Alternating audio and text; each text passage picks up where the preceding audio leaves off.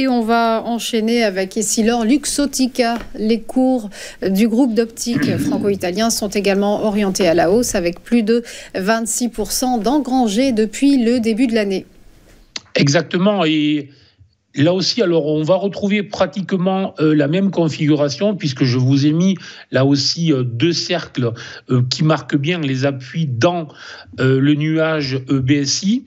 Et on voit bien qu'à chaque fois, ça a poussé, ça a repoussé les prix vers le haut. Et en fait, ce nuage BSI est en fait un support dynamique qui tient compte justement de la volatilité. Et donc, il a très très bien fonctionné.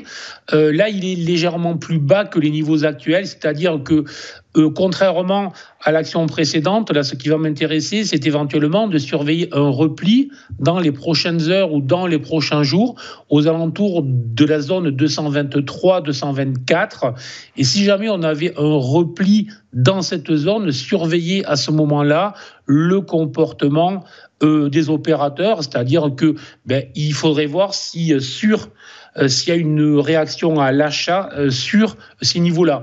Si c'était le cas, là aussi, l'idée, comme précédemment, c'est vraiment de se dire, d'essayer de profiter du momentum pour cette fin d'année, puisqu'il y a peu de raisons pour qu'il y ait un changement sur ces valeurs-là. Bien évidemment, on est bien d'accord, on est à la Bourse de Paris, on sait bien qu'il y a tout un tas de problématiques politiques autour, mais quitte à investir sur des actions à la Bourse de Paris, il vaut mieux investir sur des actions qui ont démontré leur capacité à réagir de manière positive aux problématiques qui sont exogènes, qui sont politiques, plutôt que celles qui subissent justement de plein fouet. Donc, tout simplement à l'achat, sur repli, zone 223-225, mais sur réaction. Et comme toujours, évidemment, on placera un stop. On sait bien qu'on est dans un environnement qui peut être fragile, mais vraiment, dès lors que l'on investit sur des actions que les investisseurs recherche, on sait bien que l'on a beaucoup plus de chances de gagner. En plus, il y a une prime spéculative sur cette entreprise, puisqu'il y a tout ce qui se passe autour d'elle avec une grosse entreprise américaine qui est en train de monter à son capital.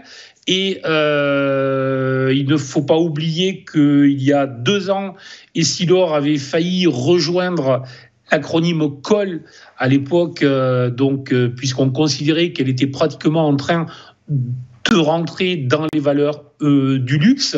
Et depuis, lorsqu'on regarde les parcours des valeurs du luxe et le parcours de Essilor, on voit bien que c'est en fait Essilor qui a pris le dessus sur les Hermès, LVMH, Schenko. Donc voilà, donc c'est à surveiller. Positif sur repli.